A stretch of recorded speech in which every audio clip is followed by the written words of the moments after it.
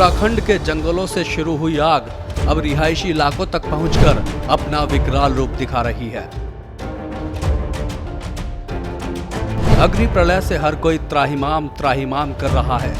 आग की जद में आकर लोगों के आशियाने खाक हो रहे हैं। घर, दफ्तर, स्कूल, कॉलेज और मंदिर, अग्नि के तांडव से कोई नहीं बच पाया है। आग सब कुछ जलाकर राख करने पर आमादा है, तो चारों तरफ फैला धुआं लोगों का दम घोट रहा है। आग ने 2 हफ्ते में हरे भरे जंगलों को उजाड़ कर रख दिया है। पहाड़ों की आबोहवा में प्रदूषण का जहर घुल गया है। ऐसी अग्नि प्रलय देवभूमि के लोगों ने शायद पहले कभी नहीं देखी होगी। सीएम धामी मौजूदा हालातों पर लगातार नजर बनाए हुए हैं। वो अधिकारियों के साथ बैठक कर जरूरी दिशा निर्देश दे रहे हैं। सीएम धामी ने 1 हफ्ते में आग बुझाने का लक्ष्य रखा है। जंगल में भड़की आग पर सीएम पुष्कर सिंह धामी ने चिंता जताई। साथ ही उन्होंने जंगल की आग बुझाने के लिए किए जा रहे प्रयासों की जानकारी भी दी। आग हमारे लिए बड़ी चुनौती है और इसके शांत करने के लिए, वनाग्नि को शांत करने के लिए, आग बुझाने के लिए सभी विकल्पों पर हम काम कर रहे हैं। चाहे वो सेना की मदद लेनी हो, अन्य संस्थानों की मदद लेनी हो, लोगों को लगाना हो या इसमें कड़ाई करनी हो। जो लोग इसको जो है कहीं पर भी आग लगाने में शामिल हैं, उनके खिलाफ कड़ी कार्रवाई करनी हो, वो सभी विकल्पों पर हम काम कर रहे हैं। हमारा लक्ष्य है कि जल्दी से जल्दी हम इस पर काबू पाएं। जलते जंगलों के बीच हवा में घुलते जहर की निगरानी पोल्यूशन कंट्रोल बोर्ड लगातार कर रहा है। नैनीताल में 3 जगहों पर मशीनों के जरिए एयर क्वालिटी की निगरानी की जा रही है। पिथौरागढ़, चंपावत और अल्मोड़ा में भी मशीन लगाई गई है। पोल्यूशन कंट्रोल बोर्ड की रिपोर्ट के अनुसार 27 और 30 अप्रैल को पोल्यूशन की जांच की गई। 27 अप्रैल को AQI 99 था, जो संतोषजनक श्रेणी में आता है, जबकि 30 अप्रैल को AQI 101 पहुंच गया। यह औसत श्रेणी में आता है। PCB मानकों के अनुसार AQI 0 से 50 तक अच्छा माना जाता है, 51 से 100 तक संतोषजनक और 101 से 200 तक औसत श्रेणी में आता है।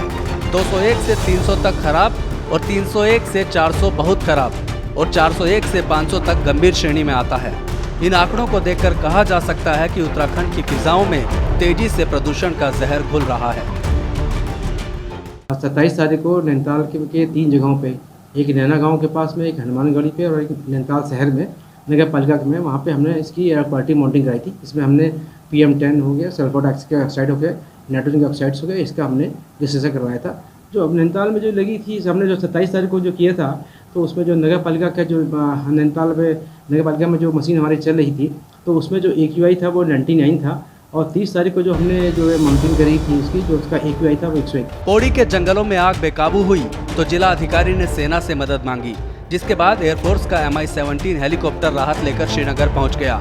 हेलीकॉप्टर के जरिए अलकनंदा नदी से पानी भरकर जलते जंगलों पर छिड़का जा रहा है, जिससे कुछ जगहों पर जंगल की आग बुझाने में कुछ हद तक सफलता मिली, लेकिन आग अभी भी भड़की हुई है। सबसे अधिक समस्या जो है वो पौड़ी गढ़वाल में इस समय प्रॉब्लम हो रहा है फॉरेस्ट फायर्स का। उसके लिए DM पौड़ी ने एयरफोर्स से भी बात कर ली है। अब एयरफोर्स के हेलीकॉप्टर्स भी श्रीनगर से बकेट में पानी उठा के उसका छिड़काव भी कर रहे हैं, जो एयर से कर रहे हैं। सरकार ने भी अपने स्तर पर जंगल की आग से निपटने की सभी तैयारियां कर ली है। सीएम धामी ने उत्तराखंड में क्लाउड सीडिंग के जरिए आर्टिफिशियल रेन यानी कृत्रिम बारिश कराने का फैसला किया है। IIT कानपुर की मदद से कृत्रिम बारिश कराई जाएगी। इसकी शुरुआत मास्टर प्रोजेक्ट के तौर पर पौड़ी जिले से होगी। एक नया प्रोजेक्ट भी हम लोग ला रहे हैं, जो IIT कानपुर ने एक एक्सपेरिमेंट किया है क्लाउड सीडिंग का। तो क्लाउड सीडिंग एक नई तकनीक है जो गल्फ के देशों में काफी यूज किया गया है, UAE में, दुबई में, कतार में। तो अब हम लोग ये प्रयास कर रहे हैं कि उत्तराखंड में भी क्लाउड सीडिंग की टेक्निक से कुछ वर्षा का वो किया जाए, जिससे हम लोगों के फॉरेस्ट फायर्स कंट्रोल हो। जंगल की आग की सबसे बड़ी वजह उन शरारती लोगों को माना जा रहा है, जिन्होंने साजिश के तहत जानबूझकर जंगलों को आग के हवाले कर दिया। ऐसे लोगों पर पुलिस सख्ती बरत रही है। जंगलों को सुलगाने वालों पर अब गैंगस्टर एक्ट के तहत कार्रवाई की जाएगी। आरोपियों की संपत्ति जब्त होगी और नुकसान की पूरी भरपाई भी उन्हीं से ही कराई जाएगी।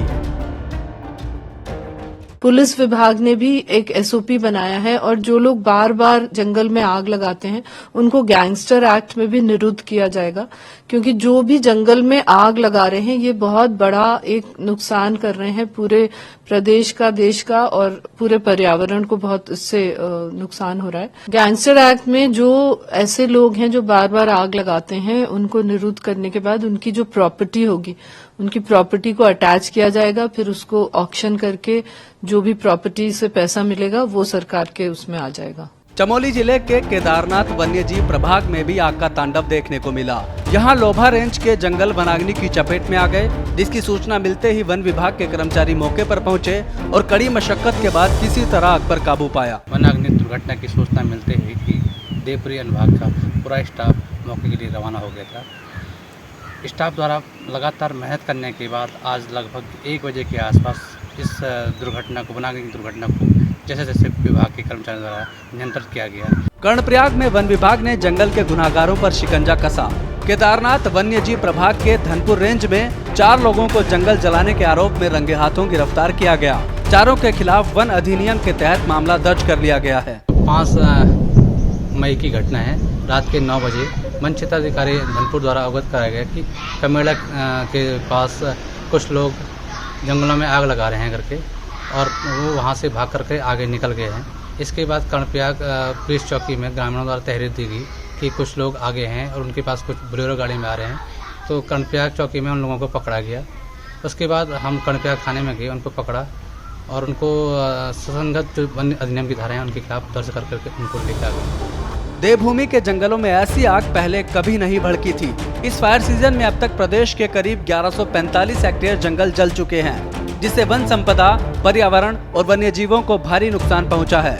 रिहायशी इलाकों में भी अग्नि प्रलय देखने को मिली। जंगल की आग में झुलसने से 5 लोगों की जान चली गई। कई घर और स्कूल कॉलेज आग की जद में आए, जिससे पहाड़ों पर त्राहिमाम मच गया। धामी सरकार जंगल की आग को बुझाने की भरपूर कोशिश कर रही है, लेकिन आग बुझने की बजाय बढ़ती जा रही है। हर गुजरते दिन के साथ हालात बेकाबू हो रहे हैं। आग से जनता त्रस्त है, लोग जान बचाकर भाग रहे हैं और आग अपनी जद में आने वाली हर चीज को जलाकर राख कर रही है।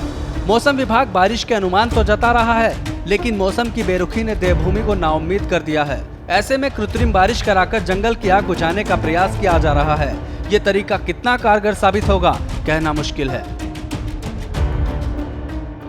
श्रेष्ठ उत्तराखंड पर खबरों से जुड़े रहने के लिए चैनल को सब्सक्राइब करें, बेल आइकन दबाएं और देखते रहें श्रेष्ठ उत्तराखंड।